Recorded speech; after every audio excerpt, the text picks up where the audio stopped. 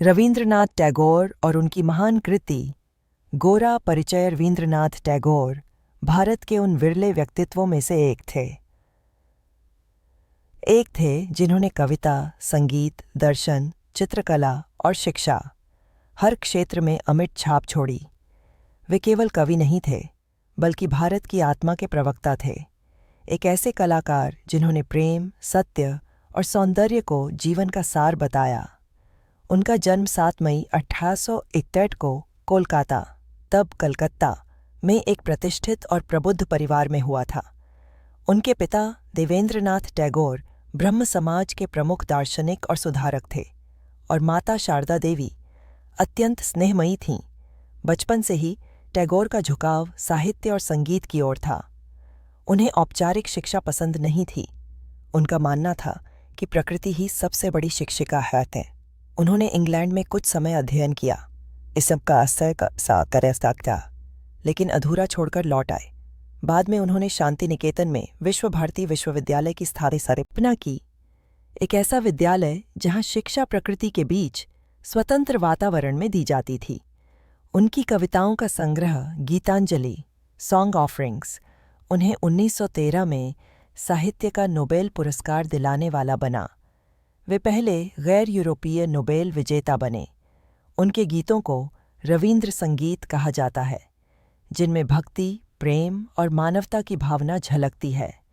इन्हीं में से 2 गीत, जन गण मन, भारत का राष्ट्रगान, और अमर सोनार बांग्ला, बांग्लादेश का राष्ट्रगान, आज भी राष्ट्रों की आत्मा बने हुए हैं। टैगोर का विश्वास था कि ईश्वर हर मनुष्य में विद्यमान है, और सच्चा धर्म किसी रीति रिवाज में नहीं, बल्कि प्रेम और करुणा में है। वे कट्टर राष्ट्रवाद के विरोधी थे। उनका मानना था कि अंधा देश प्रेम मनुष्यता को विभाजित करता है। इस 19 के जलियांवाला बाग हत्याकांड के बाद उन्होंने ब्रिटिश नाइटहुड की उपाधि लौटा दी। यह उनके नैतिक साहस का प्रतीक था। उनके जीवन दर्शन और मानवीय सोच की झलक उनके उपन्यास गोरा में मिलती है, जो भारतीय समाज और आत्मबोध का गहरा चित्रण है। उपन्यास सभी गोरा की कथा, भारत की आत्मा की कहानी गोरा 1910 में प्रकाशित हुआ था। यह केवल एक उपन्यास नहीं, बल्कि भारत के जागरण की कथा है। धर्म, समाज और आत्म परिचय की यात्रा। दृश्य ओतरकाराय से विभाजित कोलकाता उपन्यास की शुरुआत ब्रिटिश शासनकाल के कोलकाता से होती है, एक ऐसा शहर जहां परंपरा और आधुनिकता में संघर्ष चल रहा है। एक ओर रूढ़िवादी हिंदू समाज है, और दूसरी ओर ब्रह्म समाज, जो ईश्वर को बिना मूर्ति, बिना जाति भेद के मानता है। इसी पृष्ठभूमि में रहता है गोरा, गौर मोहन, ऊंचा, गोरा और गर्वीला युवक। उसका नाम गोरा उसके रूप और उसकी धार्मिक शुद्धता दोनों को दर्शाता है। वह मानता है कि भारत की आत्मा हिंदू धर्म में बसी है। गोरा, जब तक हम अपने धर्म को नहीं जागृत करेंगे, तब तक भारत नहीं जागेगा। उसका सबसे करीबी मित्र है बिनय, जो नम्र और उदार विचारों वाला है। बिनय की मित्रता एक ब्रह्म समाज परिवार से हो जाती है, परेश बाबू और उनकी पालिता पुत्री सुचारिता से। गोरा को यह पसंद नहीं आता, परंतु जिज्ञासा उसे उनसे मिलने पर मजबूर करती है। दृश्य 2, गोरा और सुचारिता की पहली मुलाकात परेश बाबू के घर की शांति और सादगी गोरा को चकित करती है। वहाँ मूर्तियाँ नहीं, बल्कि किताबें और विचार हैं। सुचारिता सुशील, बुद्धिमान और आत्मविश्वासी है। वह बिना झिझक गोरा से प्रश्न करती है, गोरा, आप अपने देश की जड़ों को छोड़कर कैसे भारतीय कहलाती हैं? सुचारिता, और जो अपने देश के लोगों को ही ठुकरा दे, क्या वह सच्चा भारतीय है? गोरा, धर्म के बिना राष्ट्र की आत्मा नहीं बच सकती। सुचारिता, और करुणा के बिना धर्म केवल पाषाण बन जाता है। यह संवाद गोरा को भीतर तक झकझोर देता है। वह पहली बार सोचता है, क्या उसकी आस्था में कहीं कठोरता ज्यादा तो नहीं? दृश्य 3, बदलती सोच। दिन बीतते हैं। गोरा बार बार परेश बाबू के घर जाने लगता है। वह सुचारिता के विचारों, उसके साहस और सादगी से प्रभावित होता है। एक शाम बगीचे में चलते हुए, सुचारिता, क्या कभी तुम्हें अपने विश्वास पर संदेह नहीं होता? गोरा, संदेह कमजोरी है। सुचारिता: नहीं, संदेह ही ज्ञान का पहला द्वार है। गोरा मुस्कुराता है, लेकिन भीतर से हिल जाता है। दृश्य 4। त्योहार और द्वंद्व। एक धार्मिक उत्सव के दौरान गोरा देखता है कि नीची जाति के लोगों को मंदिर में प्रवेश नहीं दिया जा रहा। उसका मन विचलित हो उठता है। गोरा और मन में, अगर ईश्वर सबका है तो ये दीवारें क्यों? वह यह बात सुचारिता से साझा करता है। सुचारिता: शायद तुम्हारा ईश्वर अब उन दीवारों से बड़ा हो गया है। गोरा: तुम मुझे धर्म से भटका रही हो। सुचारिता: नहीं, मैं तुम्हें उस प्रेम की ओर लौटा रही हूं जहां से धर्म जन्म लेता है। गोरा मौन हो जाता है। उसकी कठोरता पिघलने लगती है। दृश्य